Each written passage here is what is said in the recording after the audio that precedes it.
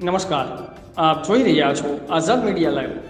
ગીર સોમનાથ જિલ્લાના વિસ્તારમાં સંગઠિત ગુના આચરતી ટોળકીને નિયંત્રણમાં લેવા માટે અસંખ્ય ગુનાઓ આચરતા ઈસમોનો ગુનાહિત ઇતિહાસ મેળવી આવા ગુનાઓ કરવામાં તેમને અન્ય ક્યાં ક્યાં આરોપીઓની મદદ મેળવેલ તથા કોની સાથે સળંગ ગુનાઓ આચરે છે તેની માહિતી મેળવવા સૂચના આપેલ છે. અન્વયે તેઓના માર્ગદર્શન હેઠળ વેરાવળ ડિવિઝનના નાયબ પોલીસ અધિક્ષક શ્રી વી.આર. ખેંગાર તથા એલસીબીના પોલીસ ઇન્સ્પેક્ટર એ.એસ. ચાવડા તથા ઉના પોલીસ સ્ટેશનના ઇન્સ્પેક્ટર એન.કે. ગોસ્વામી તથા એલસીબીના પોલીસ ઇન્સ્પેક્ટર વી.કે. ઝાલાએ અતિ ગુપ્ત રાહે આવા ગુના આચરતી ટોળકી બાબતે ગુજકોપ દ્વારા માહિતી મેળવવામાં આવેલ હતી.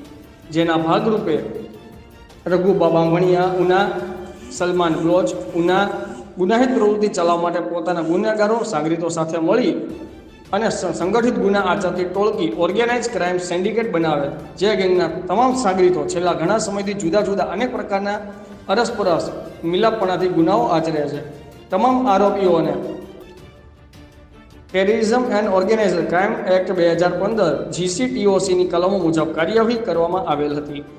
બ્યુરો ચીફ સંજયભાઈ રાઠોડ, આઝાદ મીડિયા લાઈવ, ગીર સોમનાથ.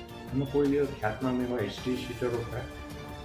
બધા જ એસટી શીટર છે. રઘુ બામણિયા ચાલુ વર્ષે 3 લૂંટ કરી ચૂક્યો છે. એ સિવાય અગાઉ એના ટોટલ બીજા 12 ગુના છે.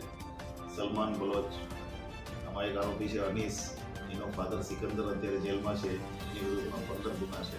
અનીસની વિરુદ્ધમાં 7 ગુના છે. એ સિવાય જેટલા પણ આરોપીઓ છે તમામની વિરુદ્ધમાં 5-7 મિનિમમ ગુના છે અને બધા જ ગુના બોડી ઓફેન્સીસ રિલેટેડ છે. એટલા માટે થઈને અમે આ કડક કાર્ય.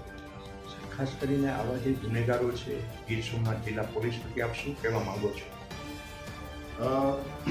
જે કંઈ પણ નાનો પણ કે મોટો કોઈ પણ ગુનો કરશે એની સામે પોલીસ દ્વારા કડકમાં કડક કાર્યવાહી કરવામાં આવશે. કાયદાનો રિસ્પેક્ટ કરે અને પોલીસને સહકાર આપે. Thank you.